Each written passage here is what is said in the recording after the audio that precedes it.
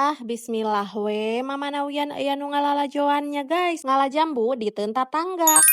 Nah guys, ieu teh video lanjutan anu kamarinya saatos nasi kuring pangaosar. Dan kebetulan mataharinya begitu terik sehingga menyebabkan tenggorokanku terasa begitu haus guys. Meni asatos dina tungtung leta hoyong lotek buah gumading tapi teu acan aya wae nu dagang. Euleuh nembe emut kamari teh Epi nawisan jambu. Nya atuh sim kuring teh tanpa berpikir panjang. Langsung we OTW ka handap teu inget disalin heula digagamis we kalah ka. Ukur nu pake kainget teh bisi ek meuli jambu cenah tapi syaratna kudu ngalaku sorangan. Nya teu entah parah sim kuring mah ngajak salaki. Tuh tingali ari jeung lalaki mah enteng nanaon ge. Awewe mah tugasna ge nanean di handap lamun aya nu bucat elap. Lamun aya nu bucat alungkeun piceun. Tuh fungsi sim kuring di dieu gede pisan gawena guys, nyekelan tambang. Da arek nyekelan gantar teu bisa kalah acos-acosan ka mana karep ketungtungna teh kalah bararucat di mana daek. Mending ge kieu nyekelan tambang kanyat-kanyat bari ngagayemnya. Tuh bisa kalian tingali guys, teh Epi mah tos pinter ucas acosna. Ajul-ajul keuna